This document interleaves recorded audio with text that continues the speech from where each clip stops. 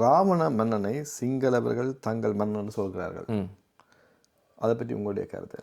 சிங்களர்கள் வந்து பார்த்திங்கன்னா முதல்ல வந்துட்டு இந்த பிராகிருதம்னு ஒரு மொழி தோன்றி அதற்கு பின்பாக அந்த மொழியையும் தமிழையும் கலந்து உருவான சிங்கள மொழியை இன்றைக்கி பேசக்கூடிய மக்கள். இந்த சிங்கள மொழியினுடைய எழுத்து வடிவம் பார்த்திங்கன்னா தமிழர்களுடைய வட்டெழுத்துங்கிற எழுத்து வடிவத்தை சார்ந்தது. அதாவது முதல்ல தமிழ் எழுத்து, அதுக்கு பின்னாடி வந்துட்டு இடைக்காலத்தில் வந்தது தான் வட்டெழுத்து. இது ரெண்டையும் வச்சு பார்க்குறப்ப சிங்களுடைய பழமையை வந்துட்டு நம்ம கிமு 9ஆம் நூற்றாண்டுக்கு மேலே எந்த வகையிலையும் ரொம்பலாம் கொண்டு போயிட முடியாது. அப்படி இருக்கிறப்போ இந்த சிங்களர்கள் வந்து ஆரம்ப காலகட்டத்தில் இலங்கையில் வந்து இருக்கக்கூடிய சில கல்வெட்டுகளை பார்க்குறப்ப இல்லை ராவணங்கிற வார்த்தையை பார்க்குறாங்க.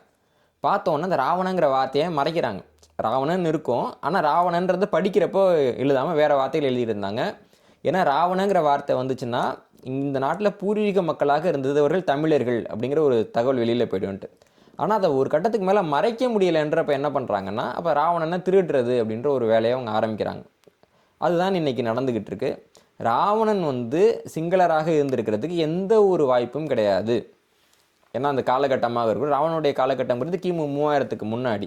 அந்த காலகட்டத்தில் வந்து பார்த்திங்கன்னா இந்த முழு நிரப்பளப்பில் தமிழை தவிர்த்து வேறு எந்த மொழியும் இருந்ததற்கு நம்ம சிந்தித்து கூட பார்க்க முடியாது. அப்படி இருக்கிறப்போ ராவணன் வந்து சிங்களர் அப்படின்னு சொல்லக்கூடியது ராவணனை திருடுவது, அதன் மூலமாக தங்களுடைய பழமையை நீட்டித்து கொள்வது என்பதற்கான ஒரு முயற்சி மட்டும்தான். இலங்கை கம்பன் கழகத்தின் தலைவர் கம்பவிருதி ஜெயராஜ் குறித்து நீங்கள் கேள்விப்பட்டிருப்பீங்க. அவர் சொல்கிற ராவணன் தமிழனே கிடையாதுன்னு சொல்லி. அது குறித்து நீங்கள் கருத்து? அப்போது இங்கிலீஷ்காரரா இல்லை ஃப்ரெஞ்சுக்காரரா யாருன்னு சொன்னாங்கன்னா நம்ம தெரிஞ்சுக்கலாம் இல்லைங்களா? இப்போ ராவணன் தமிழன் இல்லைன்னா இப்போ வேற என்ன மொழி இருந்தது? வட மாநிலத்தை சேர்ந்தவர். அந்த வட மாநிலத்தில் என்ன மொழி இருந்ததுங்க? நமக்கு வந்துட்டு பார்க்குறோம், நமக்கு நம்முடைய தொல்காப்பியத்தெல்லாம் பார்க்குறப்போ நமக்கு வந்து ஒட்டகத்தை பற்றின செய்திகள்லாம் நமக்கு கிடைக்குது. நம்ம நிலப்பரப்பை சொல்கிறப்போ இமயமலையை பற்றி நிறைய இடத்துல குறிப்பிடுறோம். நம்ம வந்துட்டு காசி வரைக்கும் போயிட்டு வந்திருக்கிறோம். ஒரு கட்டத்தில் நம்ம வட இந்தியா வரைக்கும் தான் இருந்திருக்கோம் இல்லைங்களா? அம்பேத்கரே சொல்கிறப்போ இந்தியாவினுடைய முழு நிலப்பரப்புக்கும் உரிமை கூறுறதுக்கான தகுதி இருக்கிற ஒரே இனம் வந்துட்டு தமிழ் இனம் தான்லாம் அம்பேத்கரே சொல்லியிருக்காரு இல்லைங்களா? அப்போது வேறு எந்த இனத்தவர்கள் இருந்தாங்க இங்கே?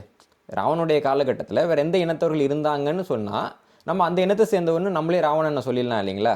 அதான் கேட்குறேன், எந்த இனத்தவர்னு சொன்னால் நம்ம தெரிஞ்சுக்கலாம். இப்போ தமிழர்களுக்கு இருக்கக்கூடிய ஒரு சிக்கல் என்னென்னா, ஒருத்தவன் நல்லவன்னா அவன் எங்கள் ஆள், கெட்டவன்னா எங்கள் ஆள் இல்லைன்னு சொல்லக்கூடிய ஒரு மனநிலை இருக்குது. ஆனால் வரலாற்றை பொறுத்த வரைக்கும் அன்றைக்கு அந்த இனத்தை சேர்ந்த ஒரு மனிதன் இருந்தான் என்பது ஒரு மாபெரும் வரலாற்று சான்று. இப்போ நம்ம வரலாற்று சான்றை நம்ம தூக்கி போட்டோம்னா வேறு யாராவது அதை கையில் எடுத்துகிட்டு அவர்கள் எங்கள் இனத்தை சேர்ந்தவர்கள்னு சொல்லிவிடுவாங்க. இப்போ நம்ம சிங்கள இனத்தை பார்த்தோம்னா சிங்கள இனத்தில் வந்துட்டு இப்போ ராஜபக்சேவை வந்துட்டு 2ஆம் காமினின்னு தான் சொன்னாங்க. 1ஆம் காமினியோட பேர் வந்து துஷ்ட காமினி. இப்போ வந்து துட்டன்னு சொல்லுவாங்களே தமிழில், துஷ்ட பையன் அப்படின்னு சொல்லுவாங்க இல்லைங்களா? கெட்டது செய்கிறவன் அர்த்தம். துஷ்ட காமினின்றதான் ஒரு பேரே.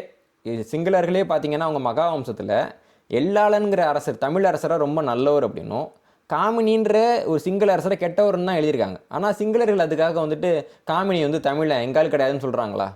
ஏன்னா அந்த காலகட்டத்தில் சிங்களர்களுடைய ஆட்சி இருந்தது, ஒரு பேரரசன் இருந்தான் என்பதற்கான முதல் பேரரசனே அவர் வந்து அவங்க காமினியாக தான் பார்க்குறாங்க. அப்போது ஒரு சான்று அப்படின்னா அதை சான்றாக தான் பார்க்கணும். இப்போ நம்ம புலி கணக்கெடுப்பு எடுக்க போகிறோம், நேராக போய் புளியை பார்த்து எடுக்க முடியாது. அப்போ என்ன பண்ணுவாங்கன்னா புலியினுடைய அந்த எச்சம் இருக்குல்ல, மலம் இருக்குல்ல, அதை வச்சு தான் புலியினுடைய கணக்கெடுப்பு நடத்துவாங்க. ஐயோ எச்சத்தெல்லாம் நாங்கள் எடுக்க மாட்டோங்க, அதனால் புலி எத்தனை இருக்குன்னு தெரியாமல் போனால் பரவாயில்ல அப்படின்னு சொன்னால் அது வந்து அறிவுடைமை ஆகாது. அப்போது வரலாற்று தளத்திலேருந்து பேசுகிறப்போ ஒரு மனிதன் இலங்கையில் கிமு 3000க்கு முன்னாடி ஆட்சியாளராக இருந்தான் அப்படின்னு வர்றப்போ அவன் தமிழன் இல்லை அப்படின்னு சொல்கிறது வந்துட்டு ஒரு வரலாற்று தற்கொலை. நான் அதை செய்ய மாட்டேன். நன்றி. நன்றி.